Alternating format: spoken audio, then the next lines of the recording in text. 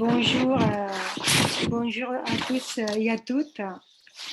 Merci beaucoup de nous avoir rejoints donc, pour ce nouveau rendez-vous de la recherche. En fait, c'est le quatrième de cette année, sauf que c'est le premier qu'on fait en français cette fois-ci. Aujourd'hui, nous avons l'honneur d'accueillir la professeure docteur Anne-Laure Ligoza, qui, comme vous l'avez vu, interrogera nos pratiques de recherche en vue de les rendre plus durables. Pour ce faire, elle présentera le collectif Labo 1.5 auquel elle appartient, un collectif qui est né en France avec pour mission de réduire l'impact environnemental de la recherche dans l'Hexagone. Conçu comme un espace à la fois scientifique et réflexif, le collectif a mis au point des outils qui permettent de rendre nos pratiques de recherche plus respectueuses de l'environnement, de notre maison commune, on dirait.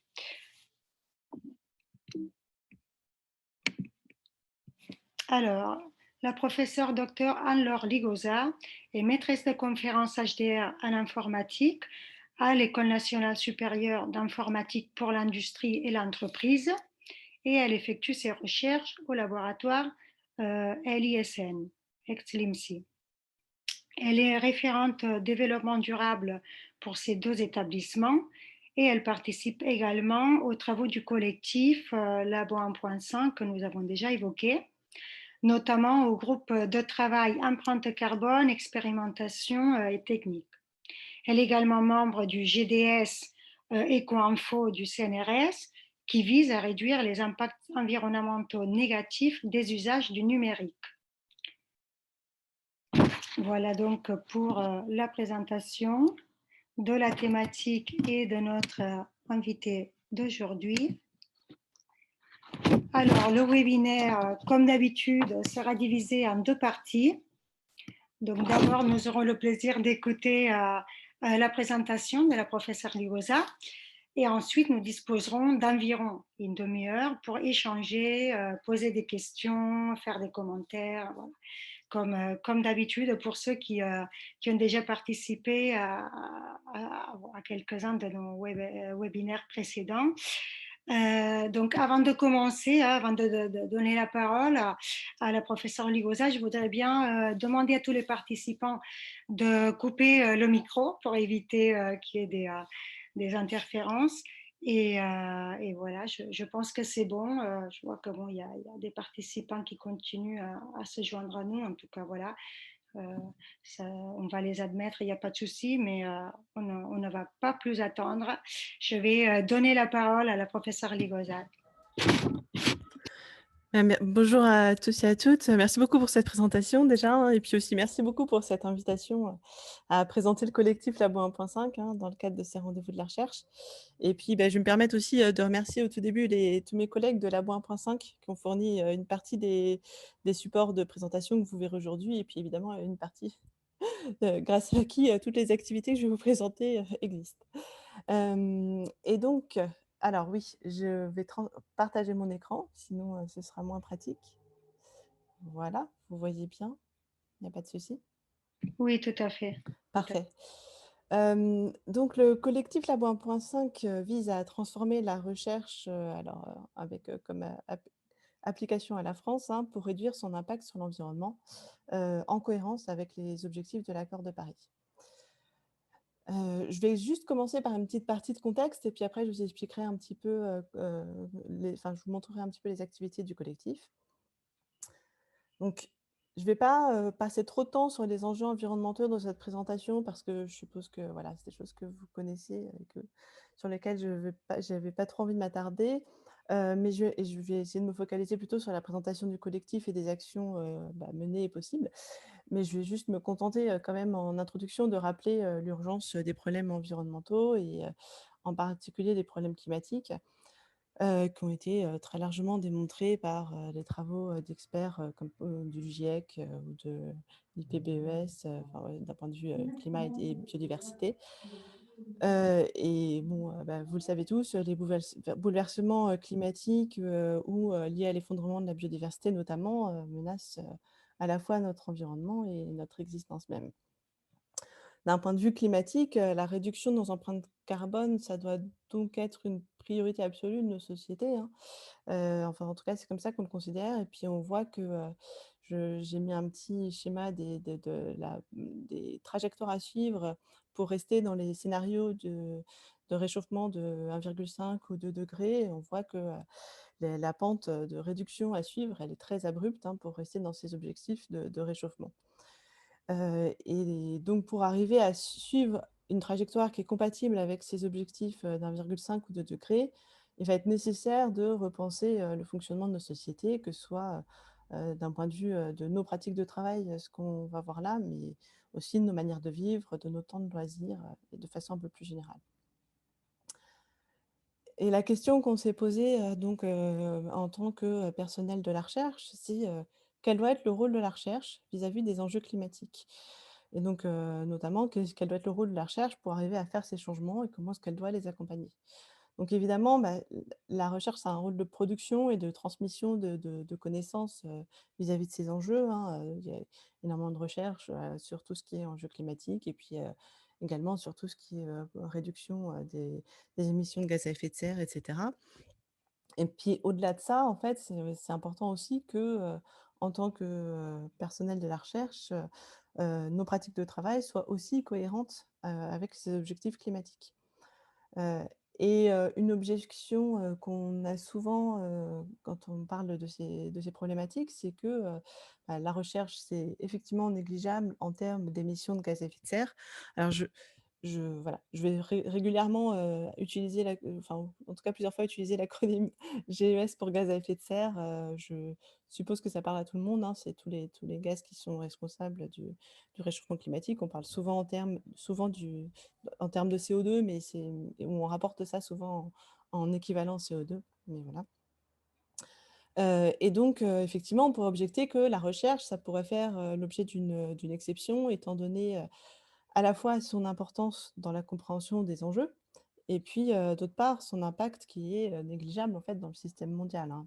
Voilà, surtout, quand on considère, comme c'est notre cas, la recherche à l'échelle d'un pays, c'est assez négligeable, et dans l'impact du pays et dans l'impact mondial. Mais en fait, on considère que cette objection est pas tellement valable pour plusieurs raisons. D'une part, ce serait oublier que la parole, scientifique, elle a une valeur particulière dans le débat public et puis, mais il y a par exemple une étude qui a montré que la crédibilité des scientifiques sur le climat, était affectée par leur propre empreinte carbone. Donc c'est important, d'avoir une cohérence entre, les recommandations et même les résultats qu'on peut donner et ses propres pratiques. Un autre point, c'est que, la liberté académique du personnel de la recherche, ça permet de s'auto-saisir de ces problématiques, ce qui est pas forcément le cas dans d'autres secteurs et donc ça nous laisse, par exemple, le champ relativement libre pour expérimenter, différentes modalités de transition bas carbone.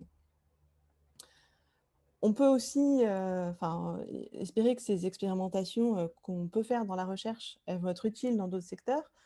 Parce que, bah, les arbitrages qu'on aura à faire dans l'utilisation des ressources, dans le secteur de la recherche sont, à l'image de celles qu'il faudra faire dans d'autres secteurs de la société. Et puis, un dernier argument, c'est aussi que la communauté scientifique a un rôle d'éclaireur à jouer, avec un effet, incitatif ou d'entraînement possible sur, d'autres secteurs de la société, que ce soit des secteurs, publics ou privés, hein, par exemple et notamment, en fait, via les étudiants qu'on va former, tous les ans et puis via aussi, les partenariats industriels, associatifs, les liens avec des collectivités locales et cetera. Donc pour toutes ces raisons, on considère que, l'impact, environnemental de la recherche et en particulier l'empreinte carbone, c'est pas du tout un problème qui est accessoire, ça et c'est utile de travailler dessus. Et puis, en plus des retombées, positives, dans la société comme on vient de voir, ce changement de pratique, ça peut être vu aussi comme, l'occasion de repenser, nos activités de recherche, pour lesquelles on observe, comme, dans d'autres secteurs, hein, bien sûr, un fort besoin de retrouver du sens, d'être, utile dans son travail. Hem, Actuellement, le mode de fonctionnement de la recherche, en France, je ne sais pas si c'est pareil, dans tous les pays concernés, mais en tout cas, le mode de fonctionnement de la recherche en France, ça pose certains problèmes, hein. Notamment, on a une difficulté de construire, du travail collectif. Et puis, alors encore une fois, hein, c'est pas forcément spécifique au domaine de la recherche, mais, une suractivité, qui est due notamment à, l'augmentation de la compétition à tous les niveaux, que ce soit au niveau, individuel, où, on est, régulièrement, mis en compétition avec d'autres personnes pour des promotions, pour des primes, ce genre de choses-là. Au niveau des équipes, des laboratoires, parce que, on est évalué au niveau des laboratoires, au niveau des établissements et même au niveau des pays, hein. Vous savez bien que, voilà, la recherche, c'est un milieu qui est relativement compétitif. Et puis, c'est dû aussi à tout ce qui est, enfin, la difficulté de faire de la recherche actuellement et c'est cette perte de sens un petit peu, c'est lié aussi à l'inflation de, la bureaucratie et des évaluations, qui font que, on a énormément de travail, administratif, qui prend beaucoup de temps sur le travail de recherche. C'est des choses qui ont mené, par exemple, à toutes les propositions comme le courant de la slow science, et cetera.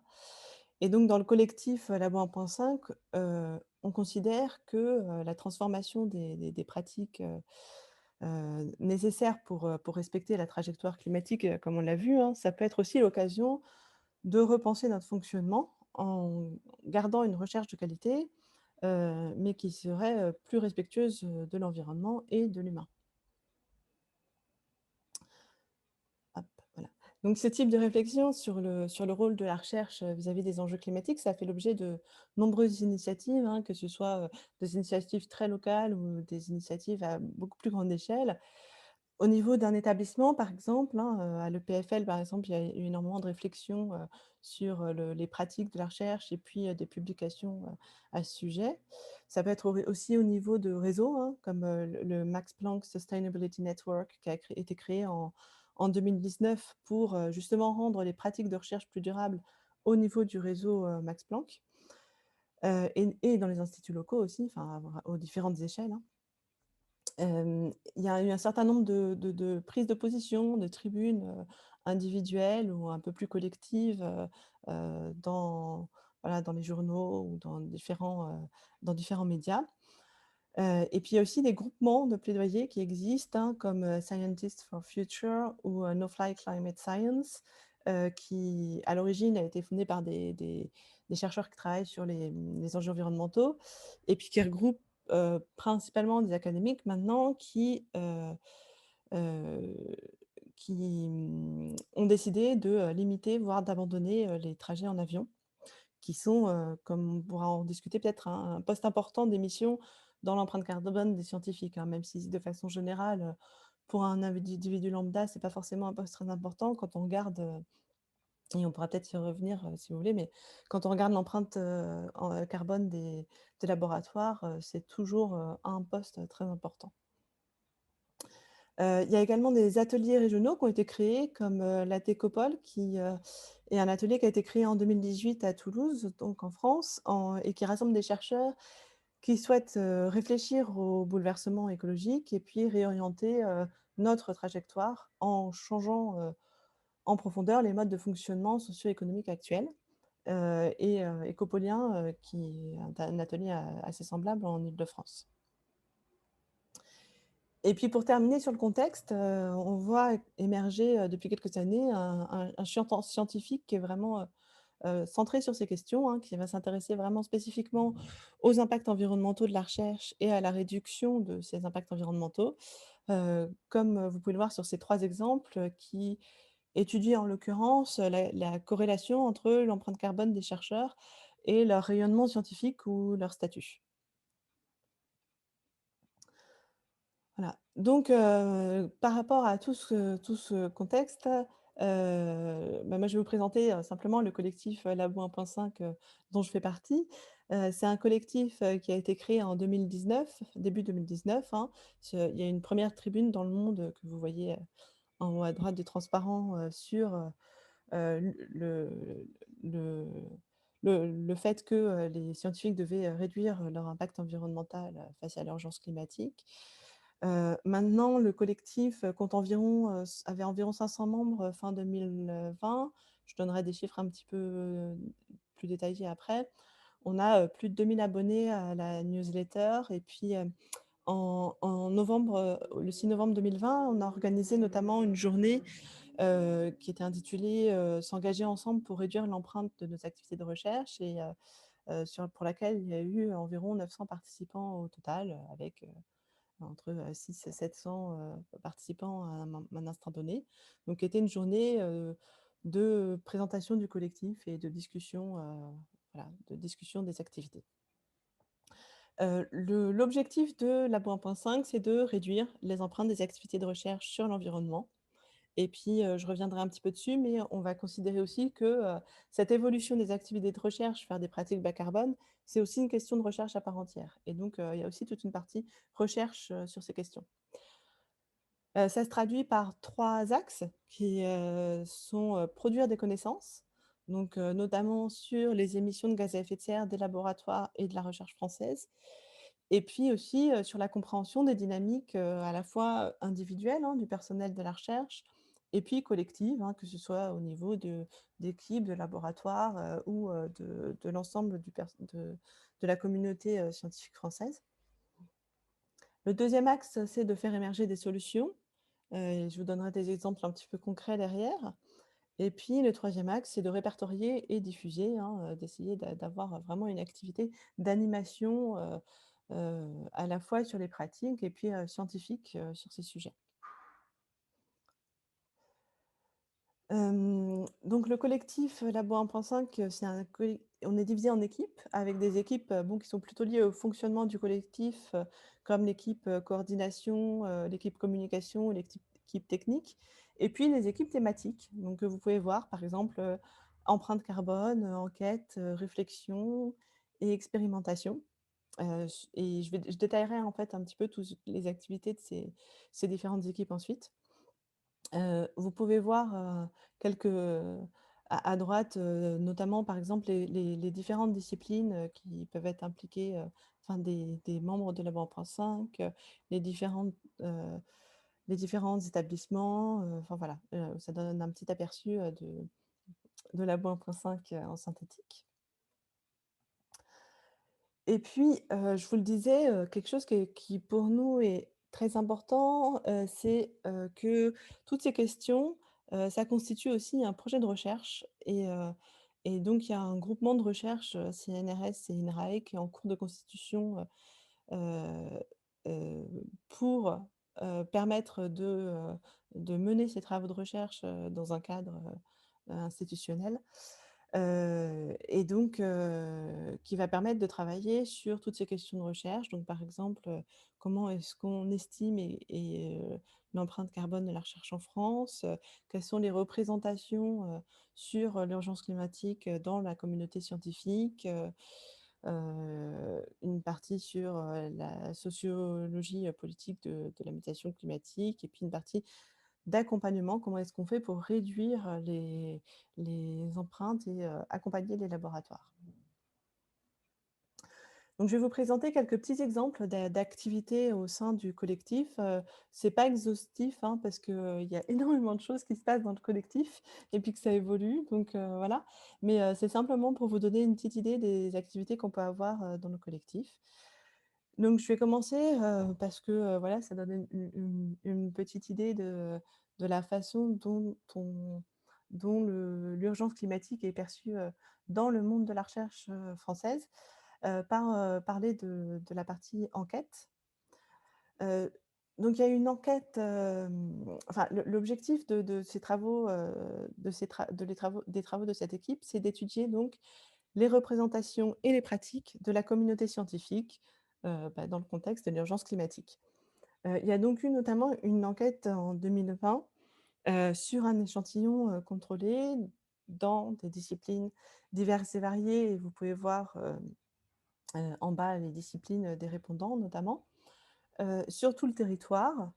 et tout statut de personnel. Donc pareil, vous pouvez voir sur la droite, la situation, professionnelle des répondants. Vous voyez qu'on a des doctorants, des ingénieurs d'études, ingénieurs de recherche, maîtres de conférences ou maîtresses de conférences, post-doctorants, professeurs, ATER, enfin bon, on a un petit peu, voilà, des chercheurs, des techniciens, enfin, on a un petit peu tous les statuts dans les répondants et on a eu plus de 6 700 réponses.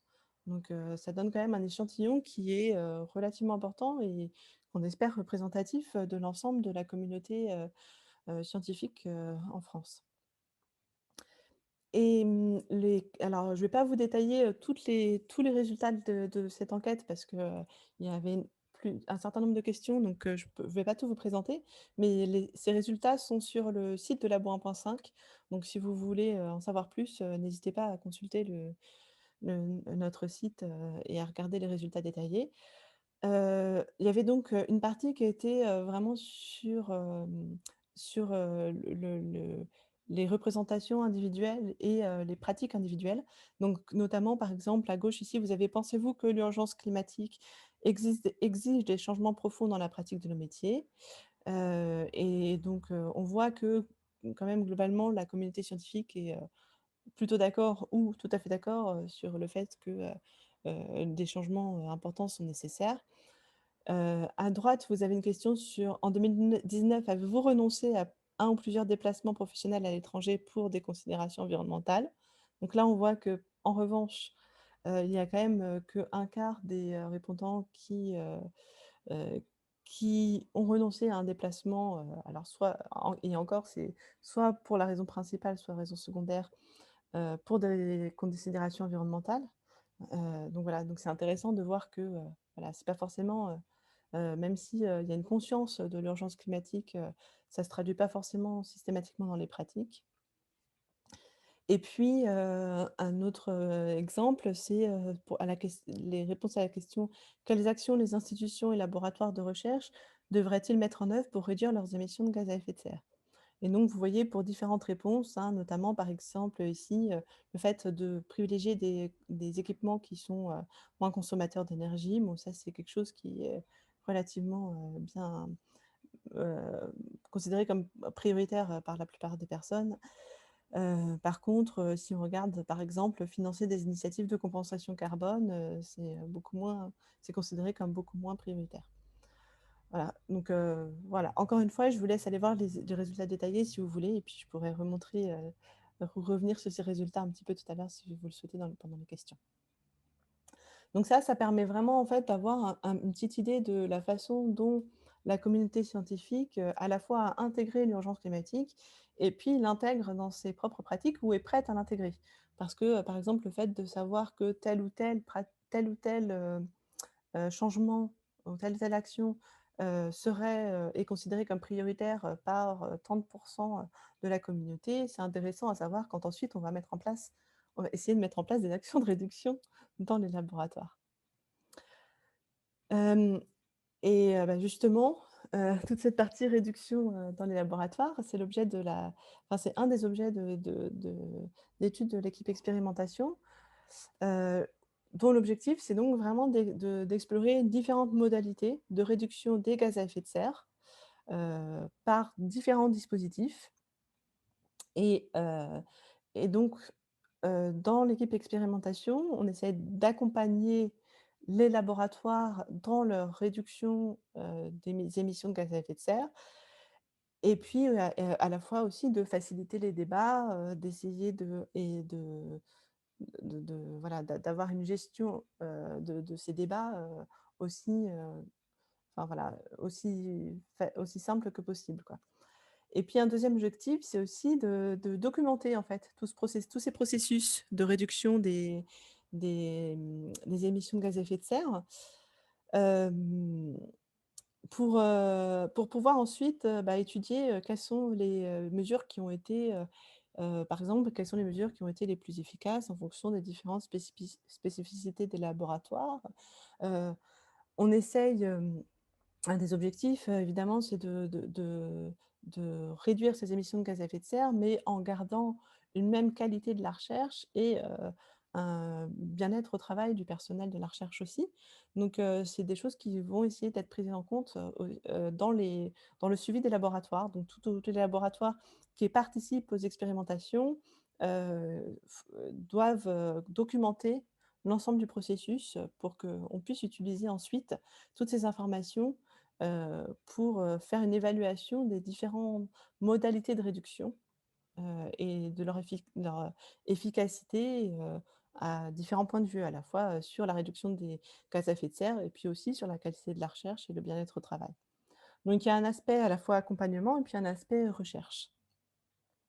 Et puis alors pour vous donner un aperçu plus pratique de ce que ça signifie, d'un point de vue accompagnement, on a notamment réalisé, là, tout récemment, hein, en décembre, janvier, un, ce qu'on a appelé un kit Labo 1.5, qui a consisté à créer des fiches explicatives de différents dispositifs. Donc vous avez des outils qui sont, très peu contraignants sur la gauche à des outils beaucoup plus enfin, ou c'est le contraire, très peu très contraignants sur la gauche et à des outils, beaucoup moins contraignants sur la droite, hein. Donc, c'est-à-dire, des outils vraiment de sensibilisation, comme par exemple la fresque du climat, que vous connaissez peut-être, et puis, des outils, beaucoup plus, contraignants qui sont, par exemple des quotas carbone.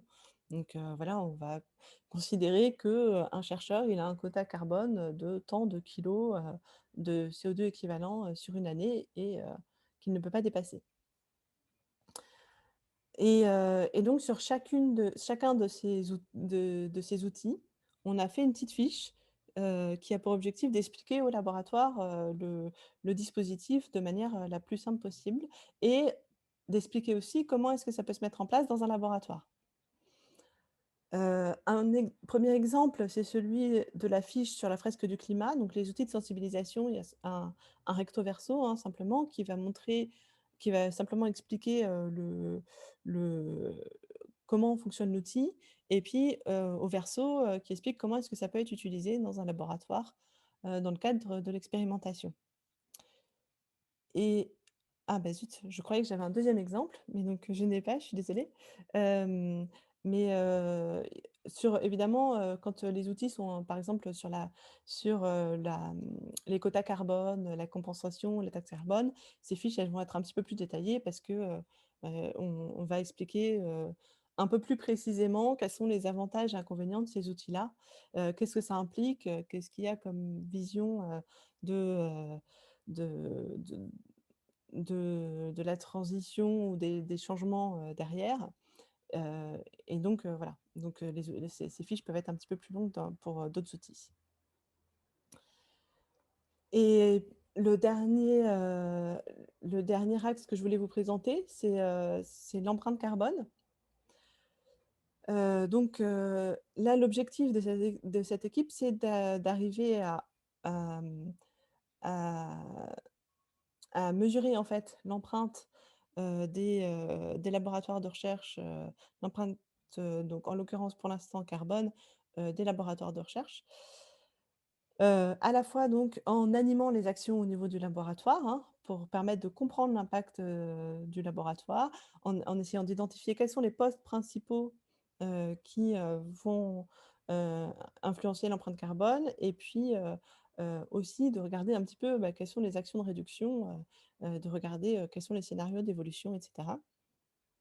Et puis, toute une partie aussi, sur, et ça va permettre aussi, en fait, de fonder toute la partie sur l'analyse des différents dispositifs, qu'on a vu tout à l'heure, hein, dans l'expérimentation, puisque, tout ça, ça va être fondé sur les outils d'empreinte carbone. Et donc pour ça, on a développé à la fois un protocole, en fait, une méthodologie donc qui est fondée sur, la réglementation, française en vigueur pour les bilans, d'émissions de gaz à effet de serre et puis un outil, web associé qui permet de faire, ces bilans. Donc c'est un outil web, qui est gratuit, open source, et cetera, qui est, issu d'un travail collectif donc depuis 2019. Et puis qui a donné lieu un certain nombre de tests, par des laboratoires et puis qui maintenant est en ligne et qui a été, très largement utilisé depuis sa mise en ligne en octobre 2020. C'est donc une méthodologie qui est standardisée, hein, et l'intérêt d'avoir un outil propre au laboratoire, c'est que ça intègre vraiment, toutes les contraintes tous les éléments qui sont un peu propres au laboratoire de recherche. Voilà, parce que, appliquer une méthodologie, de bilan carbone ou de bilan gaz à effet de serre, directement à un laboratoire de recherche, c'est pas forcément évident du fait des spécificités des laboratoires et donc, là, l'idée, c'est vraiment de simplifier au maximum ce processus. Et pour l'instant, ça porte sur, les postes d'émission qui, ont été considérés comme les plus significatifs en volume d'émissions pour la plupart des laboratoires, en se basant sur, les quelques bilans qui avaient déjà été faits avant, la mise en place de cet outil. Et donc pour l'instant, on le verra, les sources d'émissions qui sont prises en compte dans cette version, c'est tout ce qui est bâtiment, avec consommation d'électricité, de chauffage et les gaz de réfrigération, et puis tout ce qui est déplacement, avec les missions, les trajets à domicile-travail et les véhicules. La méthodologie de calcul des émissions, elle est assez standard, hein. Si vous voulez en savoir plus, vous pouvez il y a une documentation sur le site de Labo1.5 là-dessus, hein. C'est basé globalement sur, la quantité d'activité. Donc, par exemple, si on est en train d'estimer les émissions liées, à la consommation d'essence d'un véhicule, on va prendre la distance parcourue et on va multiplier par le facteur d'émission de cette activité. Donc en l'occurrence, quels sont les kilogrammes de CO2 équivalents, qui sont émis pour 1 kilomètre parcouru. Donc c'est un facteur d'émission qu'on va trouver principalement dans la base carbone de l'ADEME, qui est, la principale source des facteurs d'émission qu'on a retenus, mais pas unique, hein. On en a utilisé un certain nombre d'autres. On a aussi défini quelles étaient les étapes pour faire un bilan, d'émissions de gaz à effet de serre dans un laboratoire. Donc, notamment avoir l'accord de la direction et cetera, ce qui est un point très important. Comment quelles données collecter, hein, sachant que la phase la plus complexe, c'est la collecte des données, parce que là, il faut vraiment trouver les bonnes personnes à qui, demander les informations. Et puis après, saisie des données et puis, les résultats. Alors je vais vous montrer un petit peu concrètement à quoi ça ressemble. Donc, d'un point de vue des données qui sont à collecter, voilà, c'est tout simple, hein, c'est tout simple sur le papier. Après, c'est pas forcément simple dans la pratique, mais pour les bâtiments, par exemple, d'un point de vue d'électricité, il s'agira de récupérer la consommation annuelle, idem pour le chauffage et cetera et cetera. Pour les déplacements, pour les missions, on va demander, un fichier avec, la date, les villes de départ et d'arrivée, le mode de déplacement et puis le fait que ce soit un aller-retour ou pas. Et pour les déplacements domicile-travail, on a créé un questionnaire spécifique qui est à diffuser auprès des membres. Donc l'interface de l'outil GS 1.5, ça ressemble à peu près à ça. Ici, c'est l'interface pour entrer la consommation d'électricité. Donc là, on rentre la consommation annuelle en kilowattheure, tout simplement. Un autre petit exemple ici, pour, la consommation d'un véhicule. Et puis un autre exemple, là, c'est sur le fichier d'émission, hein. Donc vous voyez qu'en fait, on demande un fichier, type Excel, à uploader sur le site et puis, voilà, le toutes les colonnes sont reconnues normalement de façon automatique, et entrées, dans l'outil et tout est calculé ensuite, de façon automatique. Heu, donc les résultats, ils vont être exprimés, de 2 façons, notamment, sous forme du tableau réglementaire. Alors je vous ai mis que le tableau, mais c'est aussi sous forme de graphique, hein. Donc ça, c'est le tableau réglementaire qu'on peut rentrer par exemple, sur le site de l'ADEME heu, sur le site des bilans carbone de l'ADEME. Et puis aussi, sous forme enfin sous ce qu'on a appelé l'approche empreinte, qui va donner ça sous forme de résultats qui sont plus facilement interprétables pour les personnes, qui vont qui vont regarder le bilan. Donc, notamment, par exemple, ici, vous voyez que, alors c'est un bilan totalement fictif, hein, c'est pas forcément très représentatif, mais, vous voyez les émissions en termes de chauffage, d'électricité, de gaz réfrigérant, l'émission, donc, déplacements professionnels et puis les déplacements domicile-travail. Voilà, donc pour l'instant, ce qui est intégré, c'est tout ce qui est bâtiment et déplacement. On a une version 2 qui est en cours dont on est en train de discuter le protocole, qui intègre aussi tout ce qui est numérique et achat. Et puis, voilà, on prévoit d'autres extensions ensuite. Pour l'instant, donc, on a, 106 laboratoires qui sont inscrits, 15 qui ont terminé leur bilan.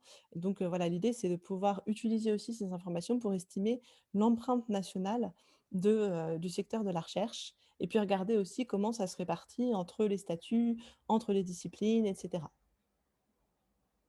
Je regarde de l'heure, mais je pense que je suis à peu près dans les temps. Heu et donc, les activités de Labo 1.5 là pour, 2021-2022, bah, c'est, de en fait, avancer sur tous les points que je vous ai, présentés, hein. Donc, par exemple, sur l'analyse des résultats de l'enquête, on continue à produire des textes de réflexion et puis il y a tout le travail sur, l'expérimentation, hein. Actuellement, il y a une quinzaine de laboratoires pilotes, qui testent l'expérimentation. Donc ils sont rentrés dans l'expérimentation et qui vont essayer de mettre en place des dispositifs de réduction des émissions de gaz à effet de serre, et regarder quelle est la conséquence de ces dispositifs sur, l'empreinte des laboratoires. Alors même si la période se prête pas tellement, c'est pas idéal, pour faire cette expérimentation, mais on va regarder ce que ça donne quand même. Et puis, bah, voilà, pour terminer, je vous encourage à aller voir, le site du collectif. Vous pourrez trouver, énormément d'informations, hein, notamment les textes fondateurs, ou des différents textes, qui ont pu être produits par, des personnes du collectif, des vidéos, des webinaires, de la bibliographie, par exemple, avec tous les articles qu'on trouve sur, l'empreinte, de la recherche, une carte des initiatives qui sont faites dans les différents laboratoires. Vous pouvez aussi vous abonner à la newsletter de Labour.5 si vous voulez avoir des informations un peu plus régulièrement et puis, voilà, n'hésitez pas à contacter aussi le collectif, si vous avez des questions.